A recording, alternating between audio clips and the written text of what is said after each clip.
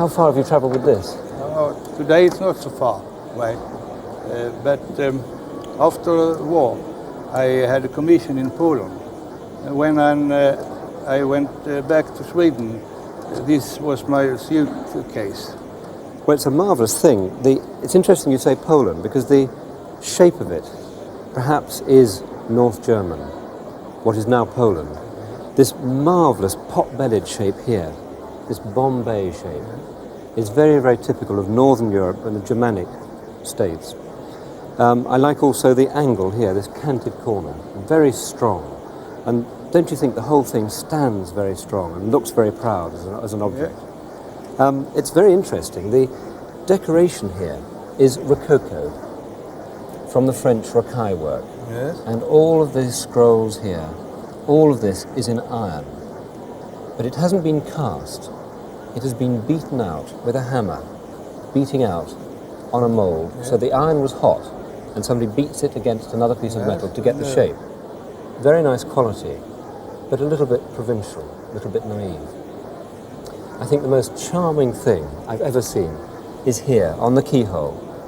You see the lion has got his paw on the key. So he's guarding the key. Yes. So nobody can get into it. Can you get into it? Yes. Will you open it up for me? Yes.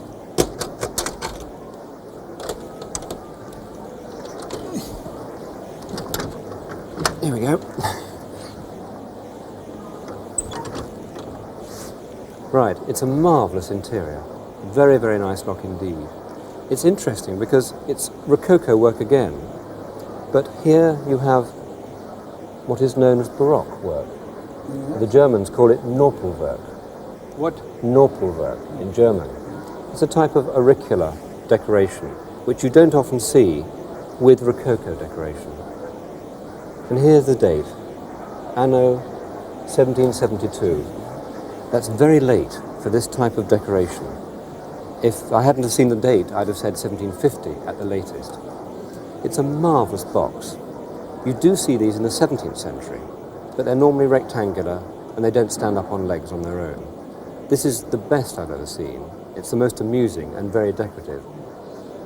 The 17th century ones are worth £2,000 or £3,000, 20 to 30,000 crowns.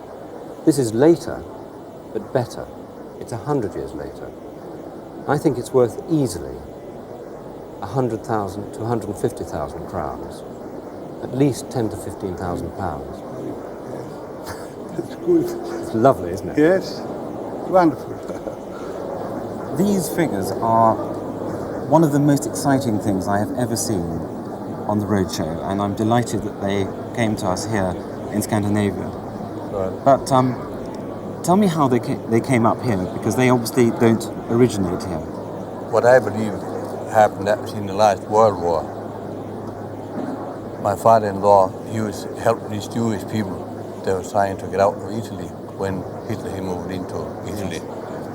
And therefore, I think that is the Jewish people that came to my father-in-law and told him, you can have these figures here, give us some gold or money so we leave from Italy tonight. Yes, so they were taken in payment for his services in getting them out. Yes. That's a very exciting story, clearly, and gives perhaps even more excitement to the possibilities that surround these figures. These figures are figures of Old Testament prophets. We have David and his harp, we have Moses, we have Elijah, and the fourth figure. They are not European figures, although they are European iconography. They are, of course, from China, and this is why they are reading texts in Chinese. These are all biblical texts, and as is to be expected, Moses is holding the Ten Commandments. The material is called cloisonné, which is basically glass fused onto a copper or bronze alloy base. And they are tremendously exciting because the Chinese themselves very, very rarely produced figures, let alone European figures. And I have to say that I have never seen anything like these before. The interesting thing, in fact, is that there is a mixture. On the back of the Moses figure, we see European stars, which in fact you wouldn't get on a piece of Chinese cloisonné. We see on the back of his coat there is a very, very elaborate pattern of very finely wired tulips. Again, this is a European motif, it is not a Chinese motif. That notwithstanding, the text is in Chinese, and the puzzle is, were these made for Christians or Christians in China or for Christians in Europe? Another exciting thing is that the Italians, in the form of the Jesuits, had a mission out in Peking to try to make the Chinese emperor a Christian. And they tried to do this by all sorts of ways, by showing them the superiority of European technology. And one figure in particular was famous for this, a man called Giuseppe Castiglione. He was himself a Jesuit, very close to the emperors, and it is conceivable, this is pure hypothesis, it is conceivable that he may have had a hand in having these made for the Christian market. The question is now what date they are, and I think that there are going to be varied opinions, but nevertheless, irrespective of their age, these are the most wonderful things I've certainly seen on the programme, and I think we could certainly say that they are worth between 10 and 20,000 pounds or 100 and 200,000 Swedish krona.